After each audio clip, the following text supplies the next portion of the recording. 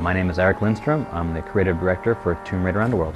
In this adventure, Lara Croft finds out that the myths of the Norse, of Thor and Odin and Thor's hammer in particular, are based on fact, and she goes and searches for all of the items needed to be able to pick up Thor's hammer. This is the first time that we've made a Tomb Raider adventure purely for current generation platforms, and that gave us the ability to go big on a lot of aspects of the gameplay and the experience of discovering new ruins. So she gets to go to a lot of places and explore bigger and more interconnected areas than ever before. So what she does in this game is she finds that this myth of Norse artifacts is actually based on a very ancient set of architectural ruins which are scattered all over the world. So even though she goes to Mexico and sees Mayans, and she goes into Thailand and sees Hindu ruins, these are all paving over much more ancient spaces far below that informed the Norse mythology.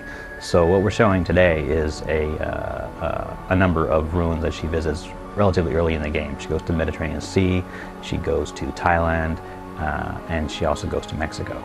The puzzles this time around have gotten much more elaborate, both broad and deep, and we did that for a couple of reasons. One, facing challenges and mastering her environment has always been an important part of Lara Croft's adventures, but also with the current gen platforms we have the ability to make much bigger interconnected spaces, much more reactive spaces, more physics, more interrelationships. And we also came up with a system of player tailoring, which includes field assistance, where the player can ask Lara for hints and answers to the kinds of puzzles that they're struggling with.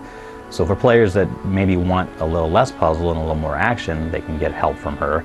And for people that are dealing with the puzzles and just get stuck and don't want to go to the internet to get a whole bunch of spoilers, they can ask for help as well. And both of these things gave us the ability to make puzzles much bigger, much deeper, and more challenging than ever before. So this time she does run up against some humans, but very few. For the most part, she finds all the denizens out there that are appropriate or unexpected for the space.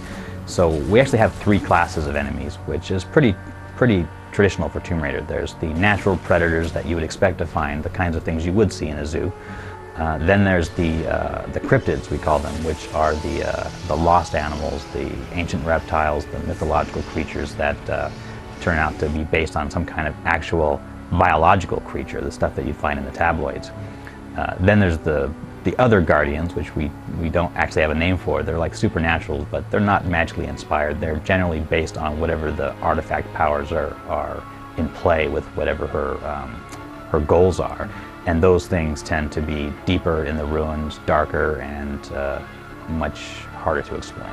This time around, we threw out the camera entirely and made a new camera from scratch. And our goals with the camera were to, first and foremost, show the player all of the different navigation possibilities that were available around them. Because for the most part, you don't jump to a piece of architecture and then have only one place to go to next, so the camera points at that. There are often choices of where you can go right, left, up, down. So the camera finds a position to be able to show the player what their navigational possibilities are. Then, of all the different ways that you can show that, the camera picks the more dramatic ones. So we emphasize a lot of the verticality, the heights that you're attaining, and the different places that you can go. Show some stuff in the distant foreground of secret caves that you can find and whatnot. But at any time, the player can hijack the camera with their right stick, and they can orbit around and look at whatever they want. So Tomb Raider Underworld is coming out for the PS3, Xbox 360, PC, DS, Wii, and PS2, and it'll be coming out November 18th.